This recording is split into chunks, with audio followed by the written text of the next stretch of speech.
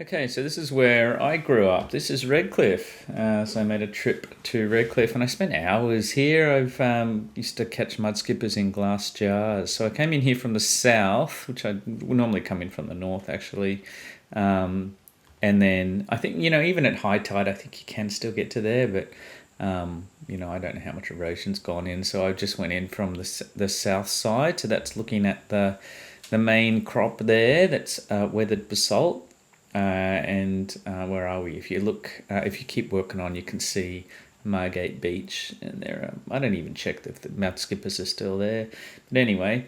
And if you're looking out to the sea, you can see this basalt outcrop here, and that's looking back in. So now I'm north, looking down south, and there used to be caves here too. You used to be able to go in the caves and that's all gone. That was probably out here somewhere. It's eroded quite a lot in the last just under 50 years or so, 40 years maybe since I was there. And so what is the relevance of the basalt? One in a three-part series of videos about how rocks make money that my wife is not watching, so maybe I'll stop doing that. Okay, but last one. Okay, so in the olden days they had the Brisbaneites, the early colonies couldn't farm because the Nerranly fernbough beds here produce poor quality soils, poor retention, sandy soils, not many minerals. All right, but if you look at the yellow-brown basalt areas, that's the A-grade soils, and you can see there's lots of farms. So where are we? It's just, what is that, west of Toowoomba. Where's Toowoomba there? And you can see where's Toowoomba over here. You can see all the farms there. Now, interestingly, a lot of the basalt weathering's going down this way, or this way, I think it is. It's the Lockyer Valley. The Lockyer Valley is in the top 10 most fertile areas in the entire world. The salad basket down here, and all the basalt minerals have eroded down into this little valley here from all this area here. So there you go. So why is basalt so important? Because that's what we're looking at here, weathered basalt. So the weathered basalt breaks down into this reddish soil that's highly fertile.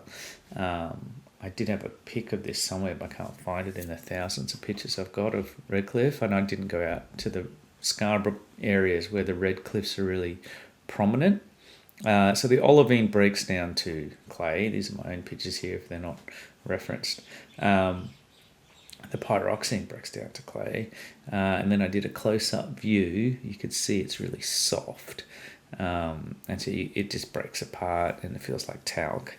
And so that's kaolinite. That's the main one, the main clay that's produced.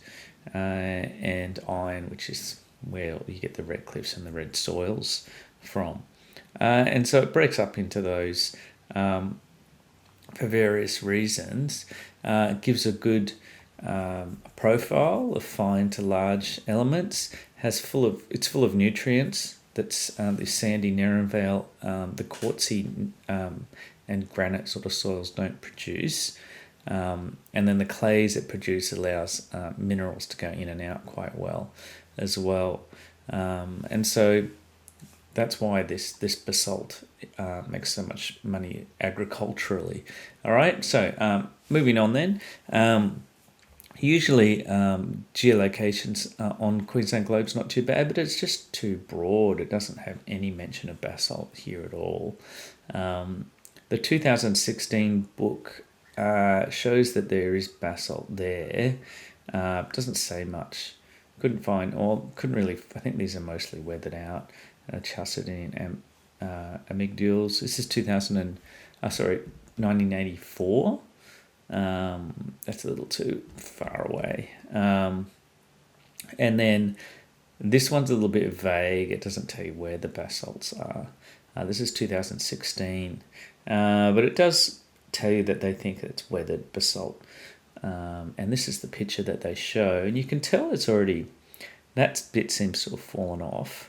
This bit here seems to be completely cut out, and it does appear that some of these sections have broken off. And you can see from the video that it's just falling apart. You can see there's fragments everywhere. And you can see in the previous pictures there are just complete massive boulders the size of you and me that have just fallen off recently. So it is eroding very rapidly. Okay. But the thing I think they missed is I often try and find pillar basalts, and this is the only time. So I've looked all over the place for these things, and I've they're documented and I can recognise them, and it's verified. But this one's not verified, and this one's really obvious. These are the best ones I've ever seen. Look at the comparison to the example pictures and the way it's cracking. It's got that iron oxide layer in there as well. If you look closely, you can see the brownish colour. And of course, you can't trust rocks. You've got to break them open.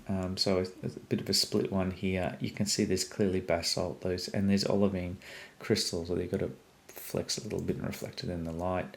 And so I think that was missed. All right, I think probably if you want to see pillow lava, Scott's Point's the best way to go. Basalt pillow lava. That's probably the highlight, actually, not the weathering of the basalt, which is hard to see as well usually because it's a bit resistant. So I don't know why that particular outcrop has weathered so much more than all the other basalt headlands up and down the coast of southeast Queensland.